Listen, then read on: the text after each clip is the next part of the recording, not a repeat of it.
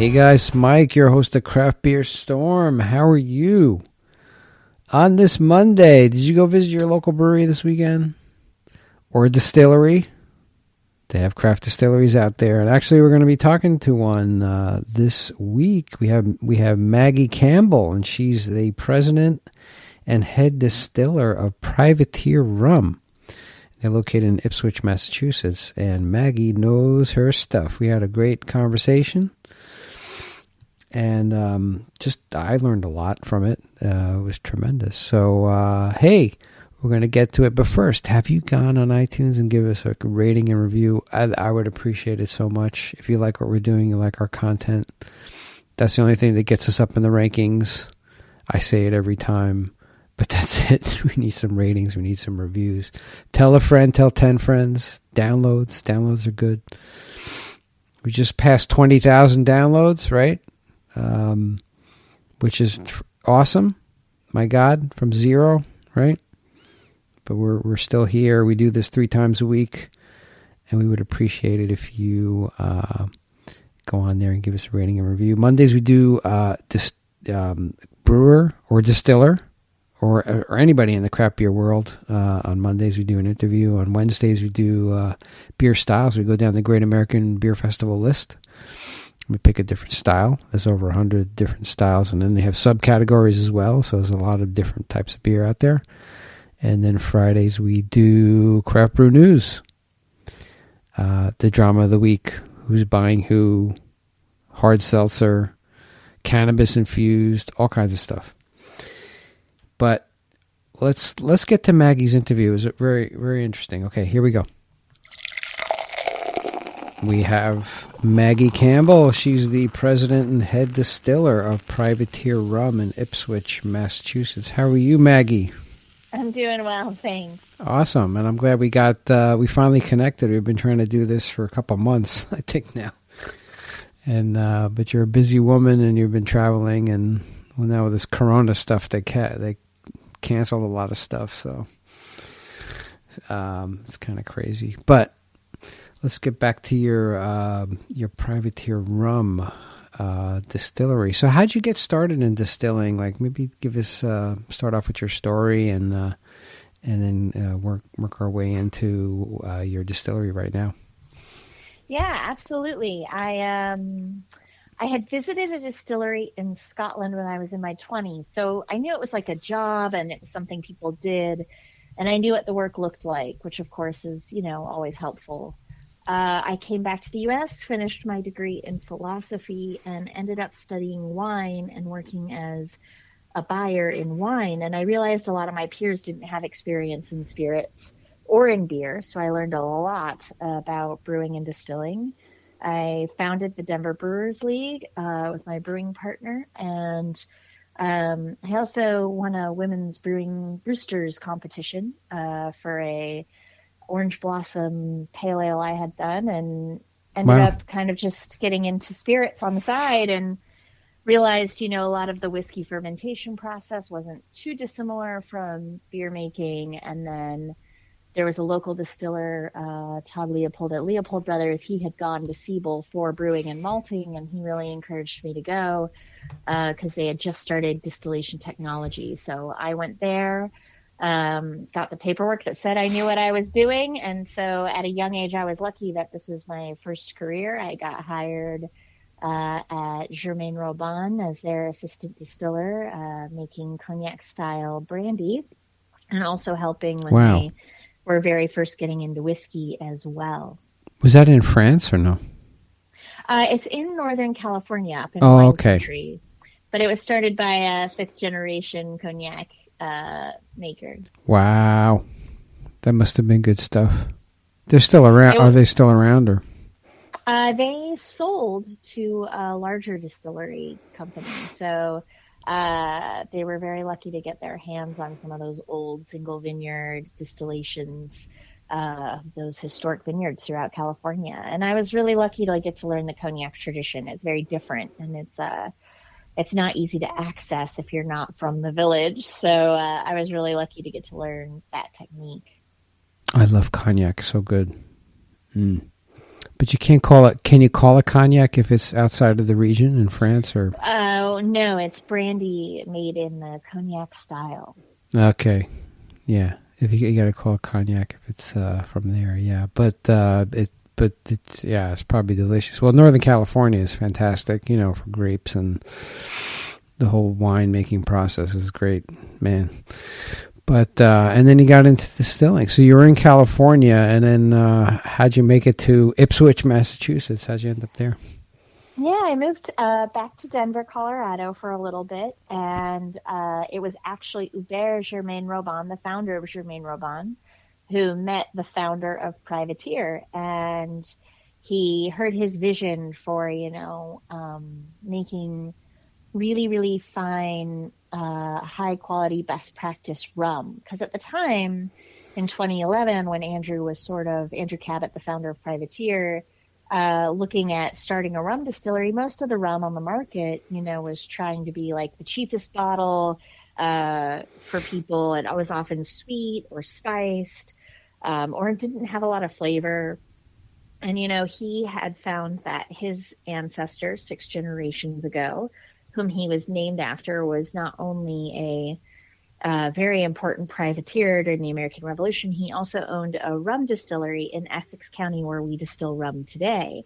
And he became really interested in reviving this historical drink, American manufacturing, and just the wide open space to make a really high quality, authentic rum. And he loved that I had a background in whiskey, which does not have a lot of adulteration. There's not the widespread use of artificial sweeteners or artificial age flavor or artificial oak flavor or sweeteners or artificial caramel coloring that you often see. And so he really was excited about my dedication to minimal intervention, high quality ingredients, focus on fermentation and fermentation quality, rather than making, more sort of like those boardroom brands, very sweet, high packaging rums. I was interested in making like these very authentic, dry styles of rum. Wow. Like really good, authentic rum. Not that garbage that they sell. If you start putting stuff in it, it's just like garbage, But you're trained and you know what you're doing, so that's fantastic. And you have a lot of experience as well. That's really great. And privateer, I looked up the definition. Actually, I was reading a book I told you on Benjamin Franklin. They were talking about privateers, and a privateer is an armed ship owned by and officered by private individuals holding a government commission and authorized for use in war, especially the capture of enemy merchant shipping. So they're like pirates, I guess, right? We were talking about it. Yes, like sanctioned pirates. They would get this letter of marque from the government that would give them permission to basically rob enemy ships, and they would not be punished for being robbers. But of course, if they were captured by the enemy, they would be executed as pirates. So it was very entrepreneurial spirit for these ship owners to see this opportunity. And it was basically an all volunteer America's first Navy. And, this was a time where the rich were very rich and the poor were very poor. And here was this merchant class who said, you know what? I see my chance. I'm going to take it. And the ones who were successful ended up, being this sort of new business owners, this new generation of innovators. And I think Andrew saw that as a big inspiration of, there's sort of the old guard in rum. And, what can we do that's really, really different? Where's the opportunity? What can we do to be different and find our own way? Wow. And just to give a background to people who don't know about distilling or how to make rum, I mean, what's the process, like a quick process? Yeah. So the fermentation part, which is about the first week of rum making for us, we take molasses, which is very similar to malt syrup in beer. So in beer, you'll cook the grains to release all the sugars, and it makes this sugary syrup, malt syrup. So molasses is a lot like malt syrup, and it is mixed in with warm water, just like a malt syrup is. And then that is fermented into an alcoholic sort of sugarcane beer, what we call wash. And by the time it's fermented, all the sugar is converted to alcohol. So it's no longer sweet. It's very tangy. It's very sour. It's very dry. I actually think our wash tastes a lot like the Russian River Brewing Consecration beer, like a little bit of a sour brown. And then we'll distill that, meaning we put it into a still, we warm it up so that basically the alcohol vapors begin to rise off the surface of a liquid, just sort of like steam coming off of a cup of tea. And we capture those alcoholic vapors and we cool them back down so they turn back into a liquid, and we collect that. So it's basically extracting the alcoholic essence of that fermentation. And then we'll do that again to what we collect. So it's a double distillation to really get down to the core of the flavors of the alcoholic essence of the fermentation. So that's when they call like double distilled, triple distilled. It's just depending on the action, the actual boiling it, or do you boil it or just heat it up, or how does it work? Pardon? Do you boil the wash or you just heat it? Yeah, as you warm it up and the vapor begins to escape, it will look like it's boiling. So we're boiling off the alcohol. Yeah. But that's a much lower temperature than where you would boil water. So I often say, like, we're not even boiling water. It's about, I would say, actually there's an actual mathematical number for it, about like 50 degrees cooler. So we warm it up to this point where the alcohol is boiling off, but not the water. And that's how we capture all of that vapor. And we find that double distilling it gets us the same richness and flavor we want, but a good amount of purity. Whereas we don't want so much purity that it's too light in flavor, but we don't want to only distill it so much less that there's so much flavor but not enough purity. So for us, like, we bring it right to that balance where we think the flavor and the purity really, really shine through. And then that is dry, so no sugar can come over in distillation, not that there was any sugar left after the fermentation anyway. Mm-hmm. And it's just as dry as a whiskey. It's always clear, crystal clear, and we will barrel age it. So we have white rum that is unaged, and then we also have aged expressions as well that are aged in oak. And just like, someone crafting, a beautiful sour ale, we'll go through and taste all the different casks and create the blend to get the flavor that we want. Wow. And where do you get your barrels from? Yeah, so all of our new barrels are going to come from Louisville, Kentucky. So they're just like the barrels you would age a whiskey in. And then we also buy used bourbon barrels, used brandy barrels, used cognac barrels. We just got some really delicious smoky barrels from Laphroaig in Scotland. Wow. So yeah, all sorts of different barrels we get to play around with. It's just so nice. I used to just barrel age, condition my beer, like stouts and strong ales, and like Jim Beam barrels. Like, oh my God, anything that came out of there is just like, wow. People loved it. Yeah, there was this. One of my favorite barrel aged beers was this Oscar Blues. They did the Mama's Little Yellow Pilsner. They would do a barrel fermented Pilsner in old Stranahan's whiskey barrels. And it was gorgeous. I loved it. I really miss that beer. It's so good. I know. If you guys out there haven't tried like barrel aged like beer, it's freaking awesome. Yeah, it's really good. A lot of people love it. But yeah, so that's the rum part. You also are making some gin, I guess, right? Yeah, so every winter in the height of winter citrus season, we make sort of this Caribbean citrus and spice inspired gin, and the backbone flavors of it are like grapefruit and cinnamon. So classic gin flavors, but we really like to pay homage to the fact that most of those flavors come from those colonized islands. And so, Jamaican allspice, Grenada nutmeg, and really kind of highlight that. So it still has quite a bit of juniper to it to truly express that it is a gin, but it also has a little more citrusy spice to it.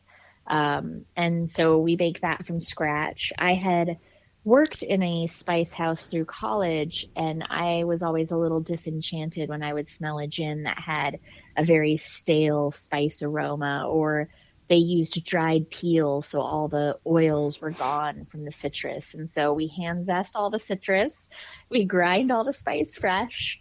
It's a pretty big undertaking. We also use a lot of lime leaves. I really love the aroma that a lime leaf brings. Lime leaf.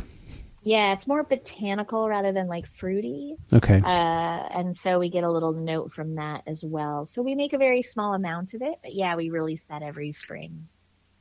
Wow. And then I see here you also have your single cask expressions. Like you have like you've made 74 of them so far. Yeah, we've got like our Distillers drawer and our it's like your stash. Yeah. Yeah, it's like when I taste something kind of like special that we don't want to blend away. It's like, a double pot distilled, really rich, funky rum, or something in a really cool, rare cask. We'll do it as that. Do you do just rum? Do you do any whiskey too, or no? We did a couple of barrels of American single malt, and it sold out very, very quickly. I could imagine. Which I felt really fortunate about. But yeah, I just kind of missed whiskey a little bit. It was good to make whiskey with my distilling team. Some of them had never made whiskey before, and to show them like, okay, this is shoveling grain. Get ready. So that was really fun to show them. Wow.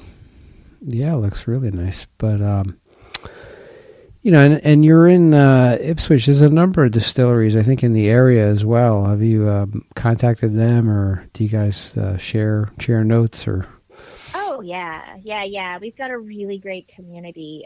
So Deacon Giles in Salem, before they opened, we offered to do a very intimate private tour with them and talk about water pressure and waste needs and boiler horsepower and all the important stuff. And we're very open door. We really get along well. The guys at Bully Boy, Grand Hen, we're very, very open door. We really love the guys out on Nantucket. They're giant sweethearts. We travel to our Distillers conference together every year. We always coordinate our flights so we can hang out on the plane and have some cocktails and some good laughs. And yeah, we're definitely very open door about it. And I also serve as the vice president for the American Craft Spirits Association. So nationwide, we're very open door with all of our community there, offering support, safety tips, training, stuff like that. Wow, that's great. Wow. And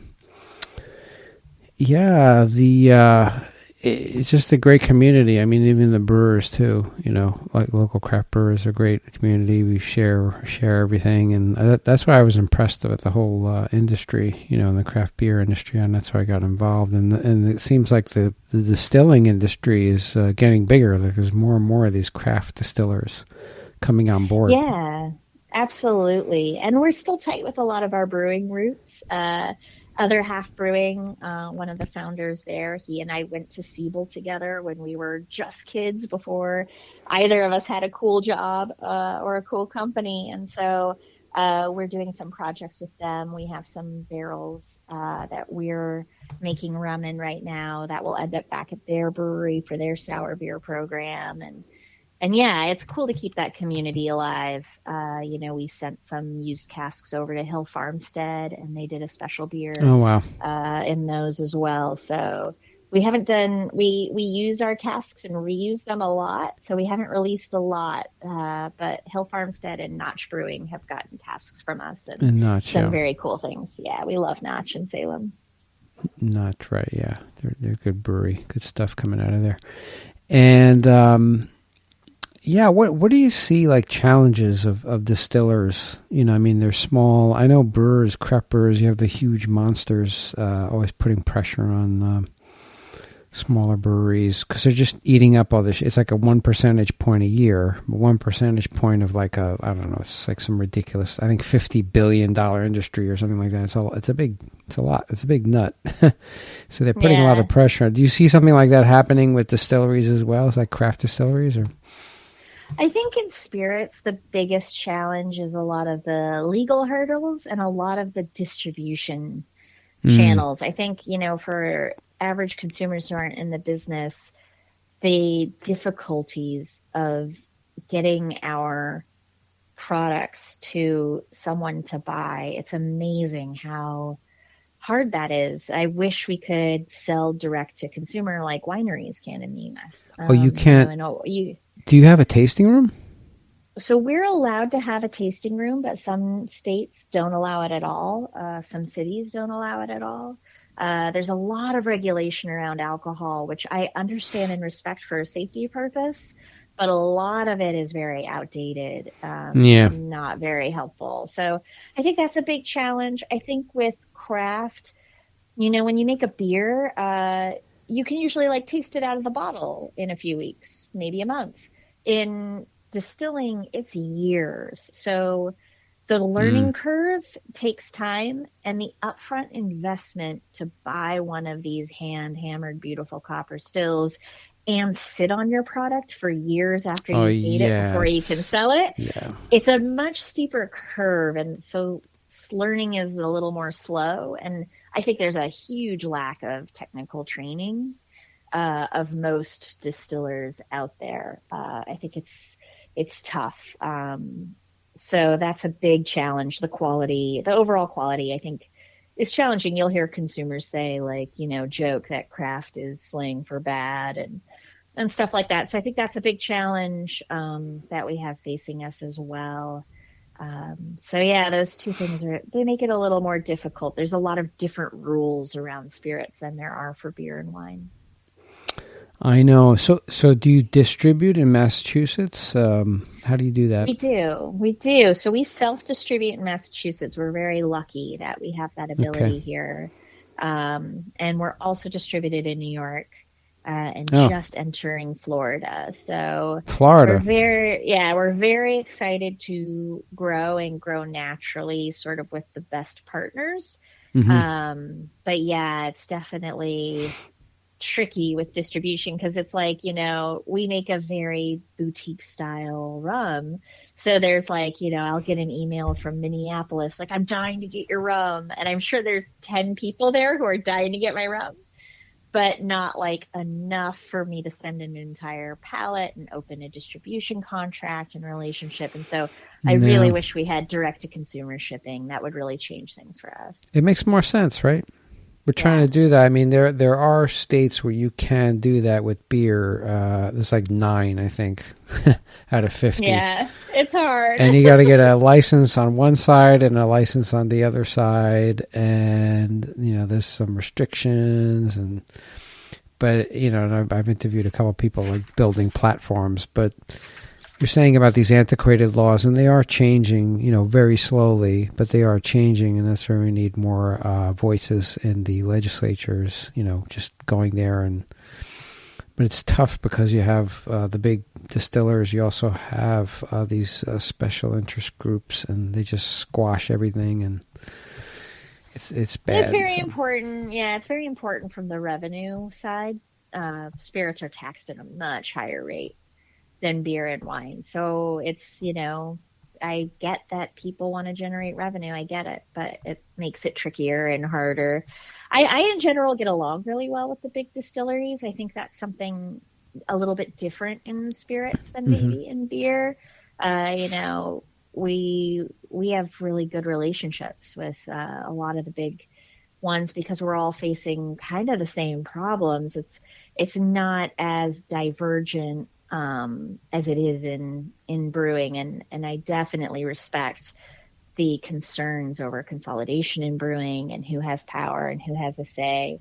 But I would say in spirits, people ask me, what do you drink a lot of? And I drink a lot of Buffalo Trace. I think what Harlan Wheatley's doing is really special and it's delicious. And yeah, so it's definitely, I think spirits take such a huge upfront investment that even the big guys are in it with passion in a way that might be different from other industries. Yeah, like you said, it takes a long time. You can't just make it and sell it. You got to sit on it or age it, and when they say 18-year-old whiskey, it's 18 years. It's yeah. And it takes a really specific personality to be a distiller, very soft focus, very soft, intense focus for 10 hours a day, day after day, for a culmination of daily ritual work that comes out 4, 6, 8 years later. So it's a very specific type of person who becomes a successful distiller. A patient. And so I think we all get along pretty well. Patience and passion, maybe, right? Exactly. I think that's what we'll call the episode, Patience and Passion. I love that. There you go. And yeah, it's fantastic. But you said you have a tap room, right? Or, well, not a tap room, but a tasting room. We do, yeah, absolutely. Yeah, we host tours on Saturdays and we do Friday night flights. Mary Ellen from Notch Brewing, she joined us earlier in 2019, and she's done an amazing job really bringing people in to share the experience of what we do. And, you know, we really want to make it something that's very personal that you couldn't get somewhere else, and really open our door to people. So, yeah, she's done a beautiful job with us. But you could sell from your tap room as well, right? Like in terms of somebody wants to buy, like to go? Yes, we're very lucky. We can make cocktails with our own ingredients, and we can sell our own rum, which is wonderful. You can make cocktails. That's awesome. Yeah. I tried to make cocktails with, actually, no, there was another brewery that was able to do it with CBD. Because everybody's infusing stuff in, right? And I was like the, New Hampshire Liquor Commission. I'm like, why can they down the street? Why can they like infuse it and I can't? They're like, well, they're a brew pub, so they have a different type of license where they can do cocktails. So they consider the beer and the CBD a cocktail. Huh. But I couldn't infuse it in my beer and sell it as a beer with CBD because I didn't have the proper license. So I even had a guy down, he was like 2 doors down from me in a strip mall there, and he had like a CBD shop. I'm like, yeah, we can do it. You sell the vial, I'll sell the beer. They can go sit outside and mix it up. And it never happened, but they wouldn't allow us to put tables outside. But so we were trying to get around it. But yeah, it's interesting, these state laws. And but yeah, I got to come by. I mean, I haven't been by there, but I got to. Are you near Ipswich Brewing there, I guess? You're in Ipswich. Yeah. We're right down the road. We've had that crew come over for an intimate private tour. We love geeking out with their lab guys.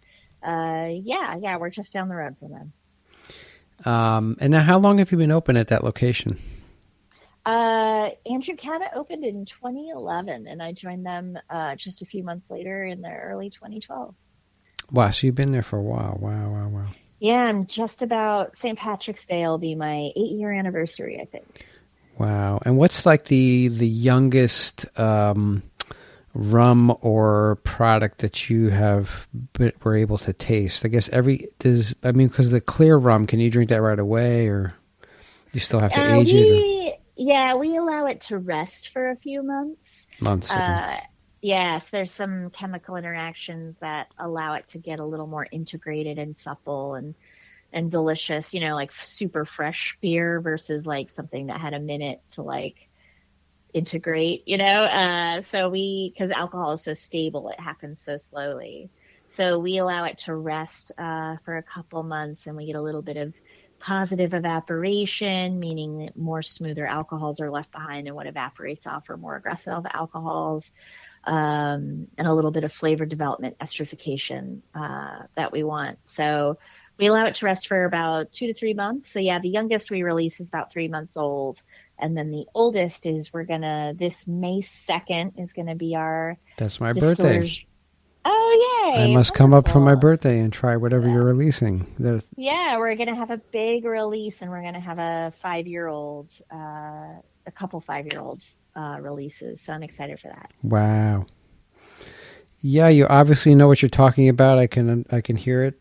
You've been trained. You were at the Northern California cognac. Man, that sounds really good. And I think you're doing a great job. Patience and passion, and it's just an art. It's a craft, and it's a passion. So. Thank you. It's a great thing, and I appreciate what you're doing, and I thank you for being on the podcast. It was really great. Yeah, thank you for having me. I appreciate you taking the time. Thank you again. All right, take care. Take care. Bye. Okay, bye. And that was Maggie Campbell. She knows what she's talking about. She's trained Northern California in the cognac style. Man, must be delicious. I got to get there. I haven't been to her place in Ipswich, Privateer Rum. But I'm sure that stuff is awesome, and I got to go try it. They have cocktails there. They, I guess you have straight rum. She's doing a lot of stuff, but she obviously knows what she's doing. And yeah, I appreciate what she does. We titled this show "Patience and Passion," because that's what you need in the distilling world. You don't just make stuff and sell it. You know, you got to let it sit, the minimum for a couple months, but normally for years, and just let it sit. And you need to know what you're doing. You can barrel age it. There's all kinds of things you can do, different types of barrels. And then you can give them to brewers, and then they age their stuff in it. And it's just all good stuff, good stuff. So I appreciate Maggie being on, and I appreciate you for tuning in. Give us that rating and review, whatever platform you're on. I would appreciate it. Check us out Monday, Wednesday, Friday. Subscribe. Hey, subscribe. You get these automatically. They just come on your phone. Boom. Then you can listen. Okay, great. That's what we have for you today. I appreciate you, and I appreciate you being here. I really do. We've been doing this, coming up on 2 years, and it's been a great ride, a great journey. Got the Craft Brewers Festival, Craft Brewers Conference, in April. I hope they don't cancel it. This coronavirus is canceling everything. It's crazy. I don't know. Hopefully it goes. Hey, they have alcohol there. It'll kill everything, right? That's what I figure, right? Anyway, that's what we have for you today, and I wish you a great rest of the day. I'll talk to you on Wednesday with another beer style. Take care.